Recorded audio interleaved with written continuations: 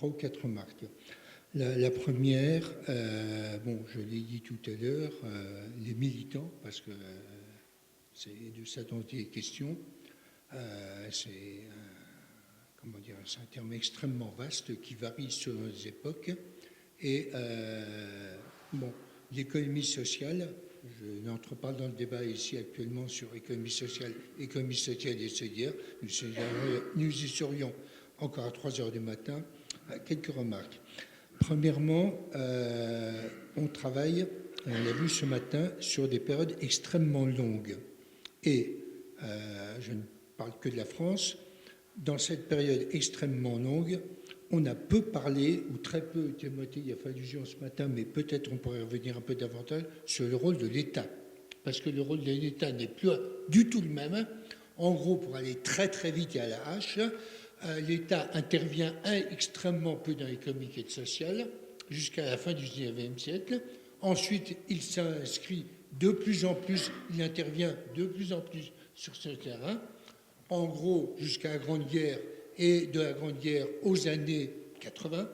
Et on peut se demander si actuellement il n'y a pas un certain désengagement de l'État sur l'économique et le social, dont est peut-être, je pose la question, peut-être bénéficiaire l'économie sociale et solidaire. C'est une énorme question et elle va se poser dans tout ce colloque. Je la pose ici, je la pose sur les trajectoires, mais elle se pose sur toutes les périodes.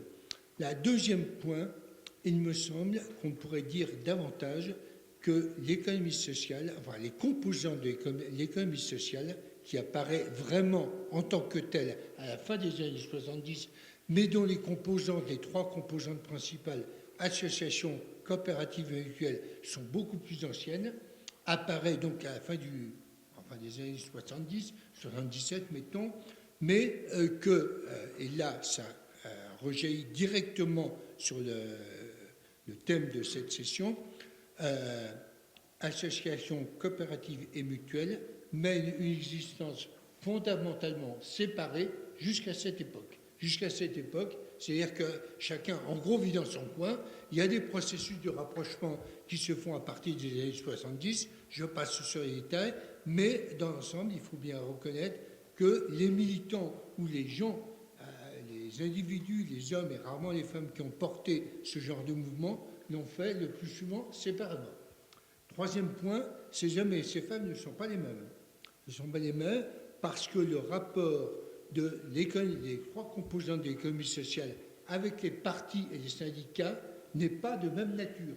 Bon, pour aller très très vite encore, en gros, la coopération de consommation est proche du Parti socialiste, la coopération de production, beaucoup de l'unité, est proche du Parti radical, la mutualité a été proche du Parti radical jusqu'à la Grande Guerre, elle s'en détourne ensuite, mais elle n'est pas liée au mouvement ouvrier. Quant aux associations, elles ont été très longtemps dominées par des associations catholiques, même si protestants et juifs, il y avait une part, mais qui était beaucoup plus réduite. Et puis, on voit à partir des années 60 une progression fantastique des associations qui, je n'entre pas dans le détail.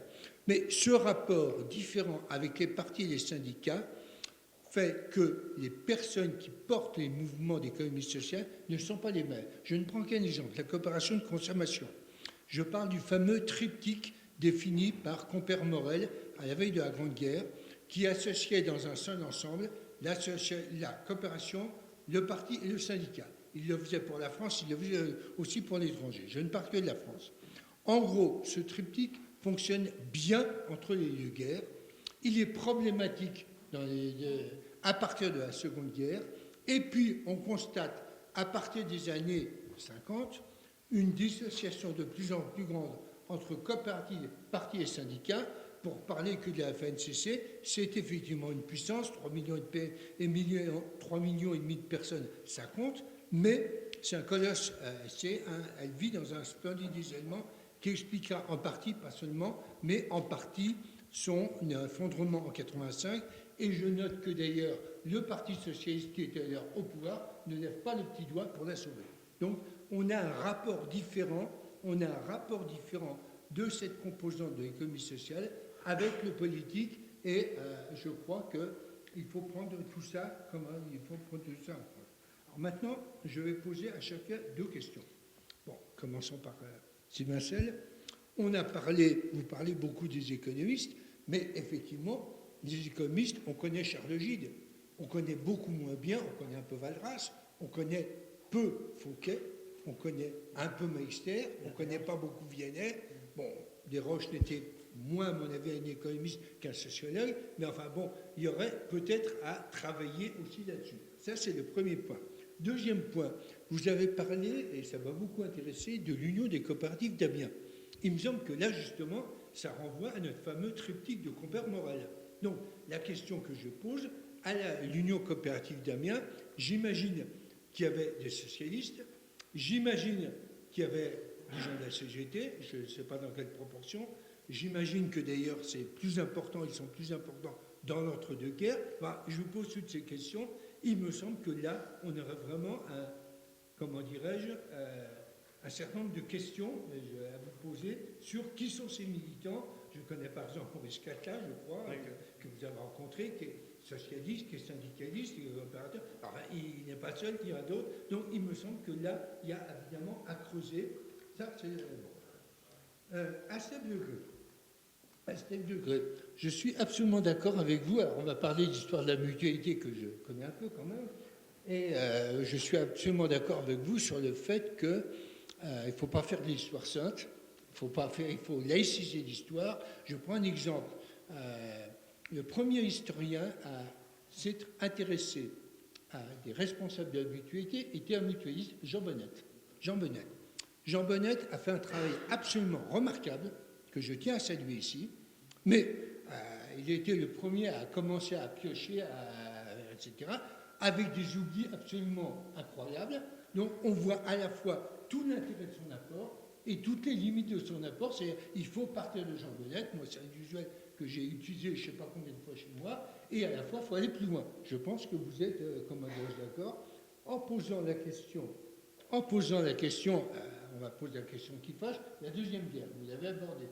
Et effectivement, la Deuxième Guerre, pour ceux qui ne le savent pas, enfin, la mutualité française, Fédération nationale de mutualité française, a à l'époque soutenu la charte du travail de Vichy, de 41 à milieu 43. Bon, après elle s'en est dégagée avec prudence, etc. Elle était complètement en décalage avec la sécurité, la création de la sécurité sociale à Libération, mais pas seulement pour cette raison, pour d'autres que j'explique dans un livre à paraître, peu importe.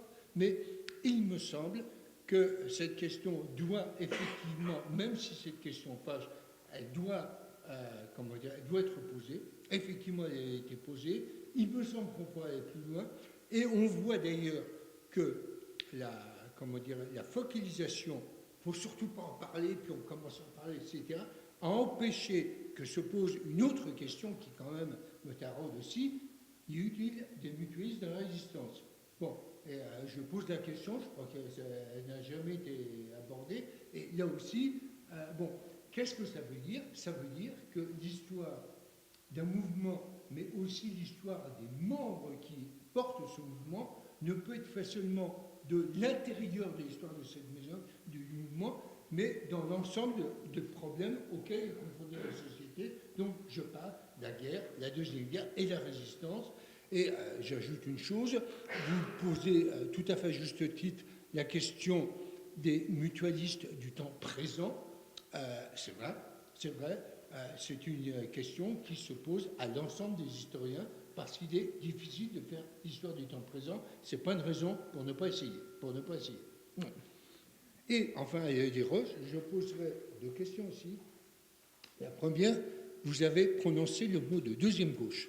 Deuxième gauche, c'est tout à fait intéressant parce que la deuxième gauche est, à mon avis, une des composantes politiques, je ne peux pas ne pas prononcer ici le nom de Michel Rocard, a été une des composantes politiques au sein du Parti socialiste qui s'est intéressée à l'économie sociale, au renouveau de l'économie sociale. Je passe sur toutes les initiatives qu'il a prises en 1980, la création de la DIES et bien d'autres choses. Donc il me semble qu'effectivement, la deuxième gauche fait partie de cette histoire.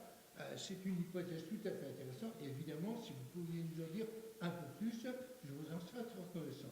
Deuxième question, ça a déjà été noté, mais à vous entendre, je crois qu'il y a confirmation de cette hypothèse, c'est qu'un certain nombre de militants, je dis bien de militants, de ceux qui portent aujourd'hui l'économie sociale et solidaire, ont eu auparavant des engagements politiques, syndicaux, et que peut-être à la suite de certaines déceptions, à la suite de certaines crises du politique et du syndical, que je ne fais qu'évoquer ici, mais qu'on pourrait développer plus largement, ils se sont en quelque sorte reconvertis, si vous me passez le mot, dans les associations.